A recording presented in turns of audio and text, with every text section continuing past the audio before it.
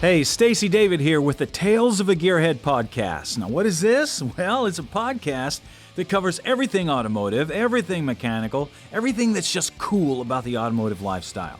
And since that's just about everything, you're going to love it. Today's podcast is made possible by the guys from American Powertrain. Let's get rolling.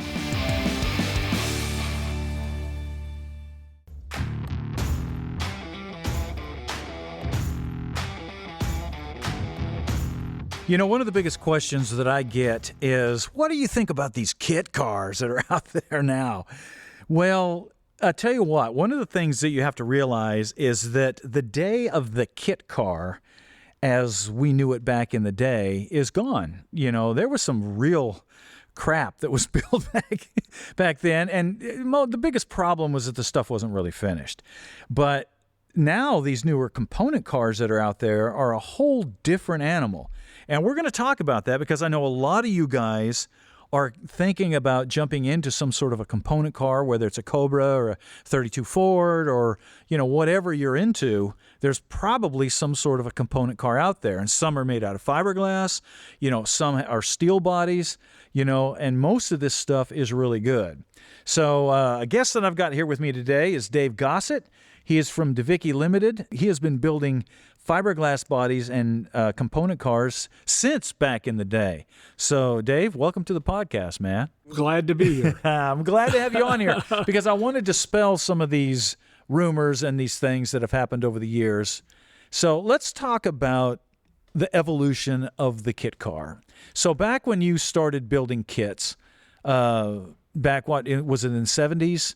Correct. Yeah, all the way back. Okay, what was the first kit that you did? What was the first thing that you offered? I actually worked on both Auburns and you were Cobras.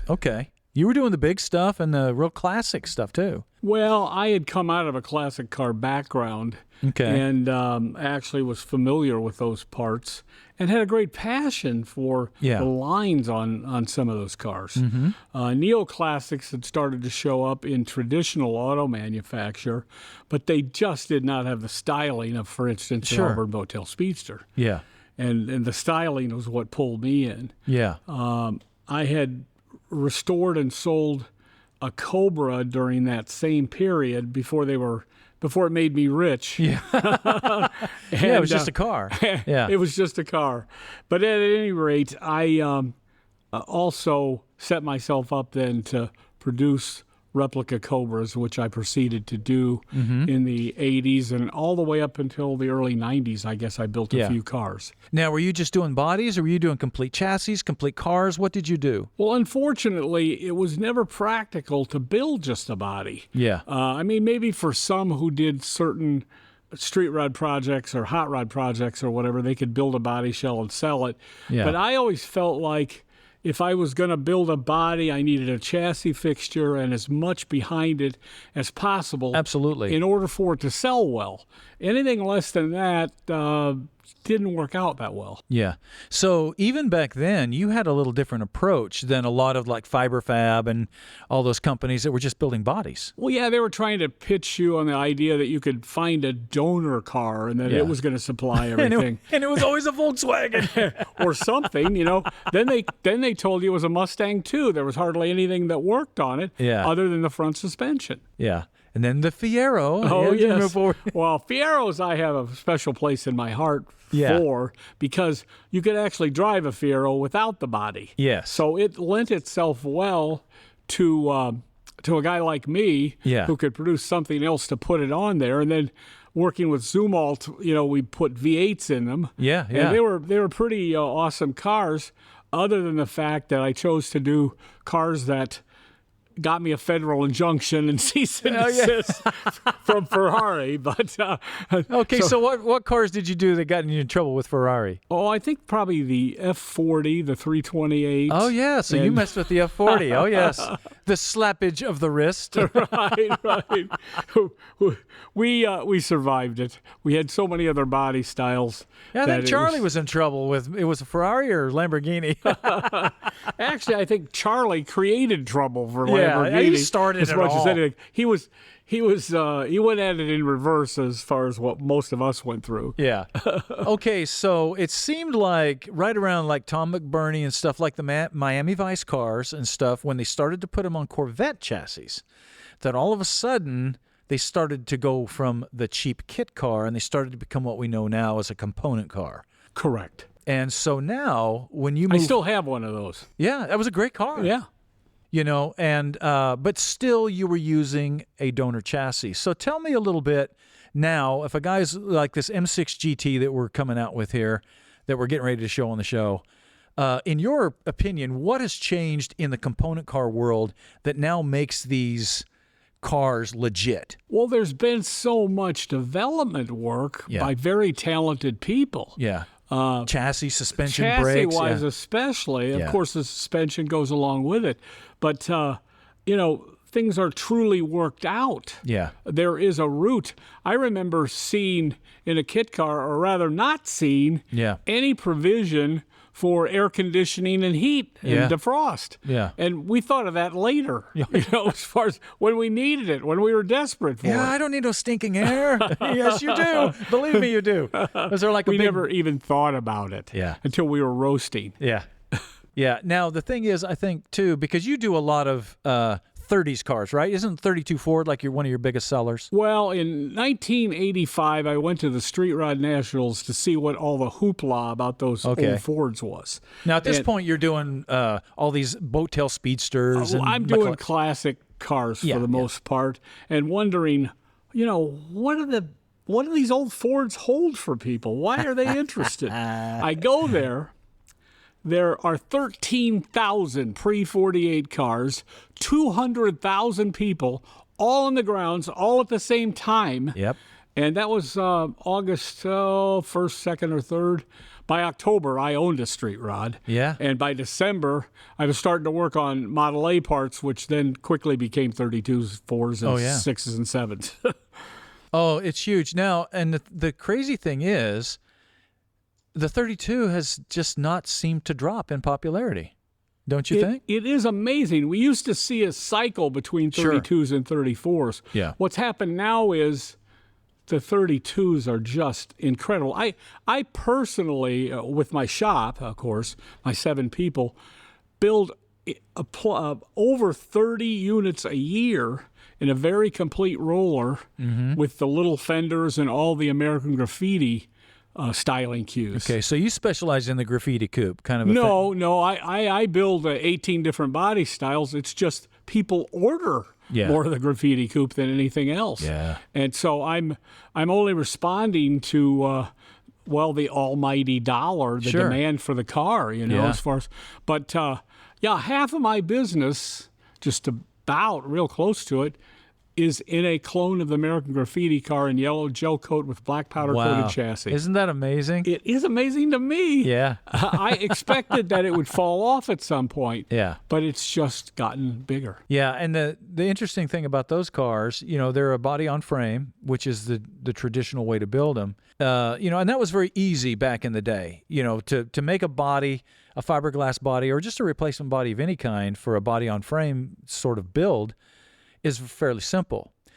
The thing that to me that people didn't realize when they started to do these McLarens and these Lolas and GT40s is that those cars did not have a frame. They had a monocoque. Correct. And a lot of people don't even know what that is. You say that and they're like, don't say that word in church. Because they'll say, you're what? You're what? No. It's basically a unibody. Let's just say that. But now, like you said, with the advent of the chassis builders and stuff that can build an aluminum monocoque for an affordable price with aftermarket parts, I think it's really changed this industry, don't you think? It's changed everything dramatically. Yeah. The caliber of the chassis, the torsional rigidity. Yeah. Every aspect that you want to evaluate is vastly improved. Yeah. And the other thing is it's all done. Yeah. When you get it, it's already done. It's built into the piece. Yeah, let's talk about that a little bit because, you know, I was having a conversation with Charlie Strickland the other day about that, who is the chassis builder of the M6GT that we're getting ready to show. And he made an interesting point that, you know, most of the time, when I first started getting into building cars, there was only so far you could go, and then you had to become a fabricator because you had to build the brackets. You had to understand the geometry. You had to, and that's a pretty Stacey, rare the world. parts just weren't there. They weren't there. You had to invent everything between you and the ground. Yes. And if you wanted creature comforts, well, you better get to work on it, son. It took a lot of time. But now, with the way these cars are going together, they're putting them so you don't have to be so much a fabricator. You just have to be a mechanic and be able to assemble something, don't you think? Absolutely. It's just a whole different world. People are only starting to acclimate to that, to realize that. Yeah. But I realized it in the first discussion with Charlie, for instance. So much was thought out that we had never thought about in the 70s. Yeah. Prior to... You just want to make it run, man. Look cool. Correct. Exactly. Look at me. Get it down the street. Look at me. Yeah. Do the doors close? No. What are doors? Take them off. Well, yeah. I sort of insisted on the doors closing, but I didn't really have any idea how I was going to heat, cool, and defrost the thing. Yeah. You know? I remember having that discussion with Kenny over there at Brookville Roadsters when we were doing the Brookville build. And he said, the problem we ran into is that everybody wants a 32 Ford Roadster, but they want the fit and finish of a 2000 car, Right. And he said 32 Roadsters, the doors came open when he went across railroad tracks. Right. They had to redesign a lot just to make it, and people didn't realize that people wanted gaps that were good, Just to make it a usable car that passes muster from, your average everyday used car. Yeah. Is a job. Yeah. And has to be surmounted if you're going to have the sort of sales numbers you'd like. Yeah. Or if you're going to build something that people enjoy owning and continue to own forevermore. If you've been watching the show much, you've seen us with this 40 Chevy hot rod that I've been doing. It's kind of paying tribute to the world of hot rodding. And it's been really fun because I've been able to bring in a lot of my friends from the industry, both young and old. And the question that I keep asking people, and I've asked you here on the podcast as well, is what do you think the main ingredients of a hot rod are? If you're doing a traditional hot rod, what are some of the main ingredients? And almost without exception, everybody says it's got to have a stick in it. Well, if you've tried to hunt and find a stick lately, a standard transmission, it's not easy. There is one company out there, though, that makes it possible, and that's American Powertrain. They have almost single-handedly kept the stick alive in the aftermarket. They started the Save the Stick program. They've done all this crazy stuff, and they are right on top of all the new Tremec transmissions that are coming out. So if you are even thinking about putting a stick into your project, and it doesn't matter if it's something newer, like a late model, Hellcat that you want to put a stick in, or an old street rod. They specialize in making kits to where you can put these Tremec standard transmissions into your hot rod. They also are starting to carry automatic transmissions. So if you just can't do the stick thing, they're also your source for automatic transmissions and automatic transmission swaps. So when it comes to transmissions, give American Powertrain a call, man. They can help you out and help save the stick.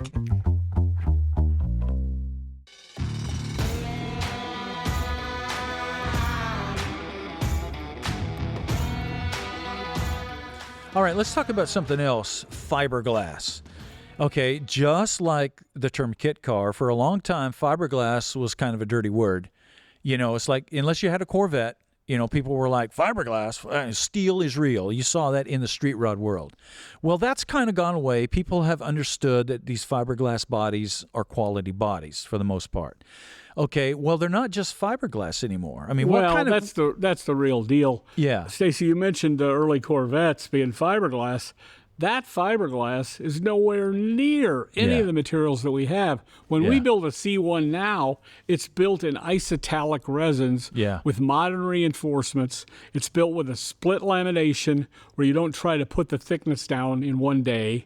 Yeah. It's just an entirely different world. But the main thing is the resin content, being into the better resins where you don't smell solvent trying to escape from the laminate for years after its construction. Yeah, we're sitting here right beside one of your bodies of this McLaren M6GT, and I don't smell fiberglass at all. That was resin in a drum 1 week ago, Stacey. One week ago.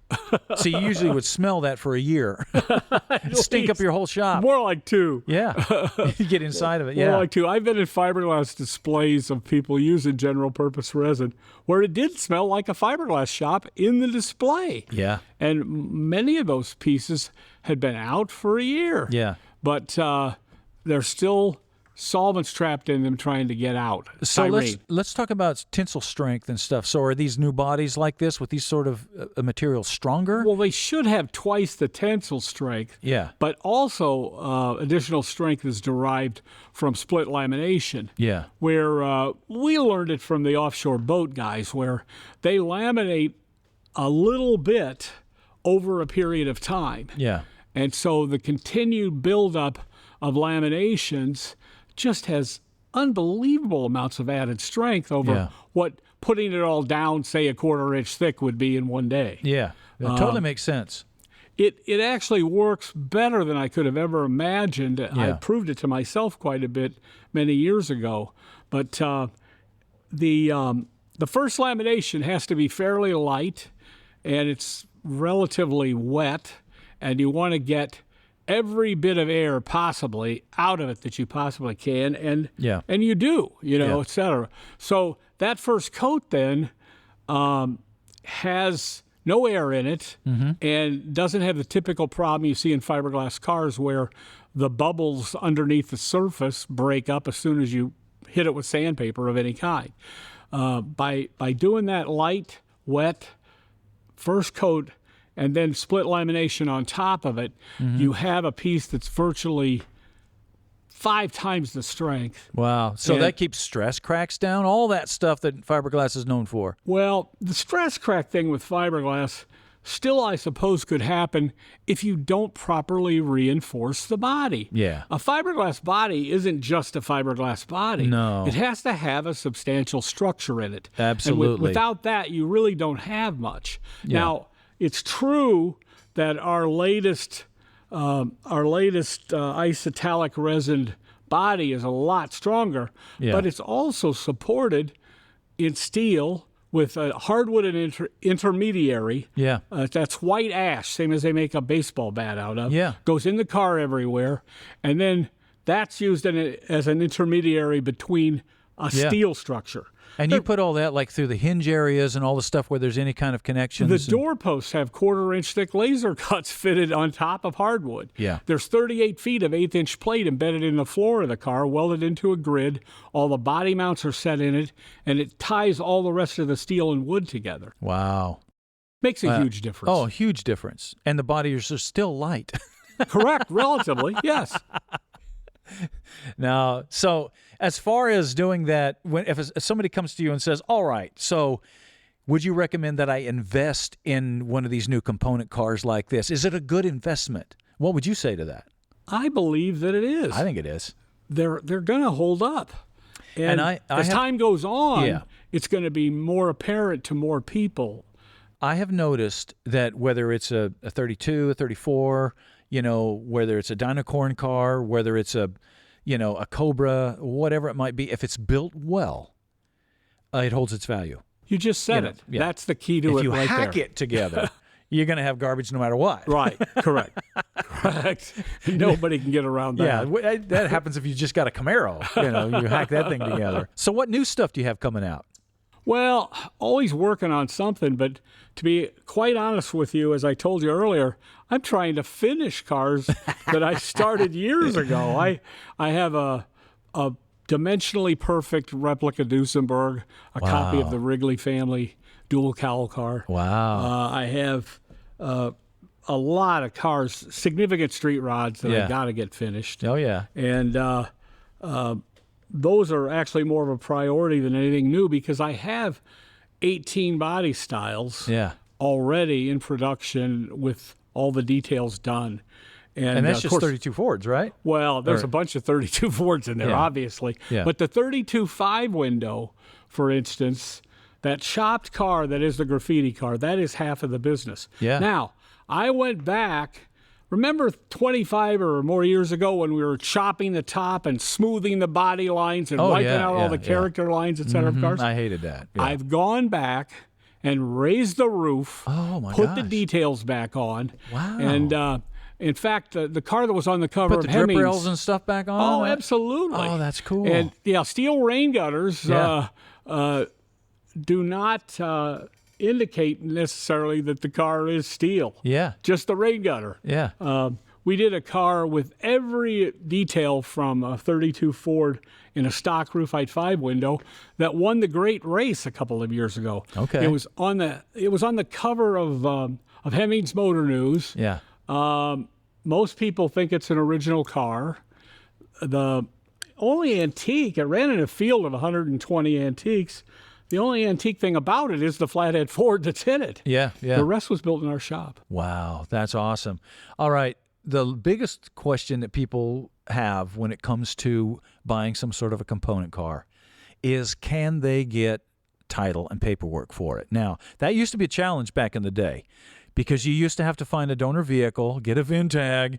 So you had something that looked like a Dino Ferrari that was titled as a Nova. And it was a terrible situation. It was horrible.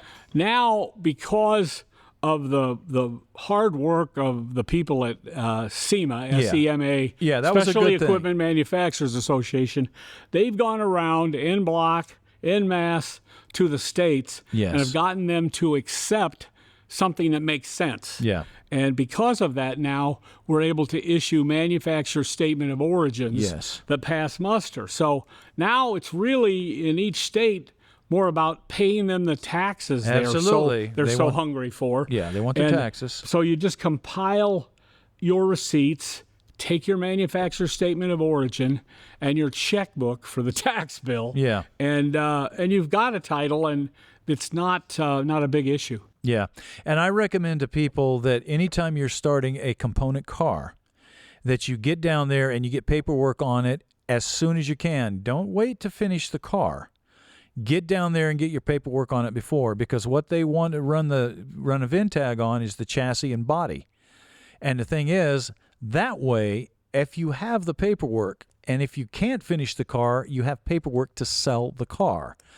If you don't do it this way and you just have the MSO, it is in your name. When you go to sell that car, that becomes difficult to transfer that.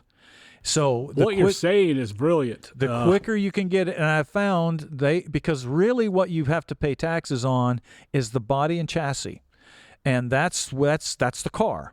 All the other stuff that you add on, you should be paying taxes as you buy it anyway. So if you're not careful, you can be double taxed.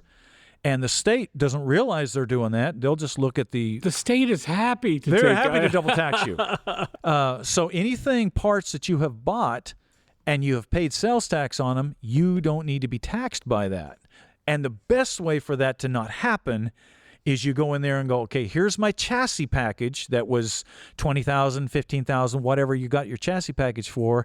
Get your paperwork and your title and your VIN tag then, and then build out the car. You know, Stacey, you're the first guy I've run into that brings that up.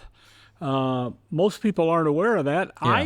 I didn't think of it. Yeah. But my customers will know about it now. Yeah.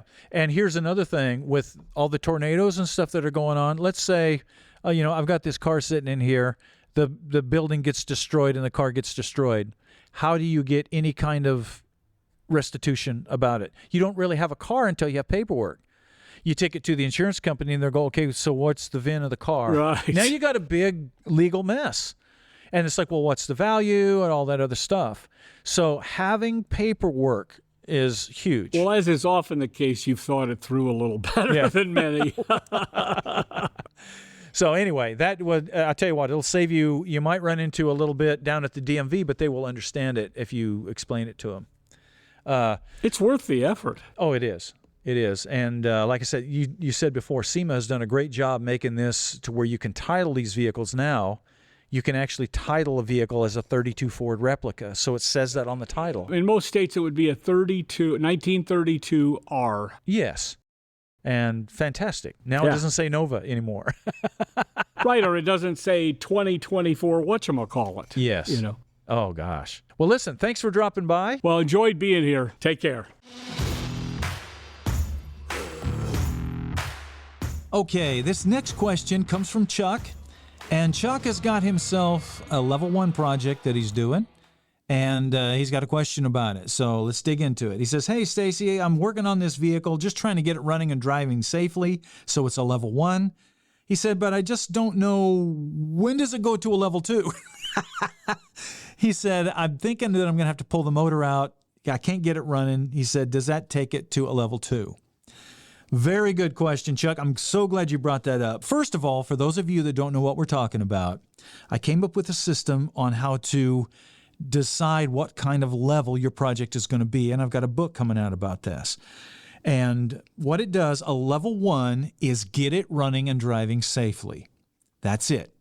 So that's the simplest, most inexpensive type of project that you can do. Then a level 2 is the mechanical and cosmetic restoration.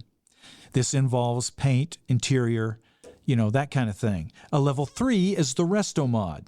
This is when you're stuffing a different engine into a vehicle, like you're putting an LS into an early, whatever. A level 4 is a frame off. Anytime you take the body off the frame, anytime you start taking subframes out, it goes to a level 4. And of course, a level 5 is a full custom build. Now, each one of these levels involves everything from the level before it, and then it adds to it. So you can see how it goes on there. Now, the reason I put this system together like this is because it's not contingent just on cost. It really, I laid out this criteria based on the skill that you're going to have and the type of tools that you're going to need and the space that's going to be required to pull this off. So a level 1 basically is just mechanical stuff, and it's your basic hand tools, and you can do it in a 1-bay garage. And like I said, a level 1 is get it running and driving. Okay, so Chuck's asking about this. Now, get it running and driving could involve anything, the cooling system, the fuel system, anything up to removing parts off of the engine, like replacing an intake gaskets or replacing the alternator, this and that. That all falls under a level 1.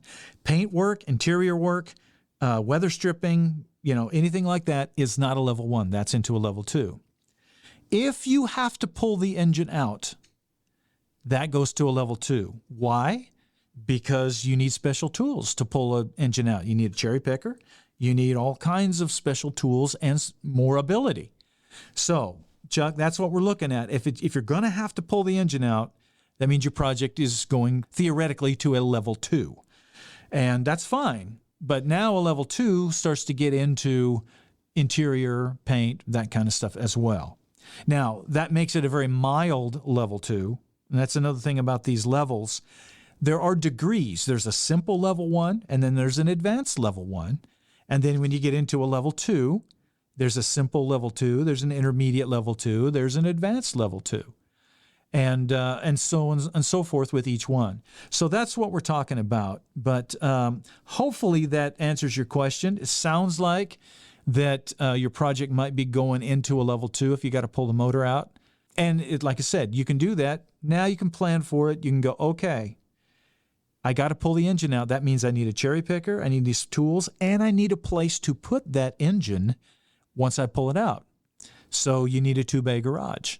If you're doing this in a single bay, that means that engine's going to be sitting out on sawhorses in your driveway. Your wife's not going to like that, neither is the neighborhood. So that's why I laid this criteria out, so you can not only work on the vehicle, but you can actually get it done, have the right tools to do it. So I hope this helps, Chuck. Good luck to you on it. All right, that's our show for today, which means you need to get out there and start working on something. Spend some time turning wrenches. You might be surprised how much you like it. Make sure you check out our website, staceydavid.com, because we've got all kinds of new products and some other great stuff that you're just going to love. Also, make sure to check out our social media. That's Instagram, TikTok, Facebook, YouTube, all at Official Stacey David. Our social media is where you're going to find all of the bonus content, the giveaways, the contests, the trivia. We even have extra viewer projects that focus on what you are working on. Also, the new season of Gears will be on MAV TV, and YouTube will be the place that you can view all of your favorite Gears episodes, as well as the full project builds that follow the project from beginning to end. Make sure to check out our new Gears coffee cars. This is a unique blend of coffee and cool stickers to collect that will appeal to anyone. But the most important thing is get out there and turn some wrenches yourself. Get a project, start working on it, and if you don't have tools, check out Cornwell. They can help you out there. All right, that's all the announcements. We're all up to date. We'll see you next time.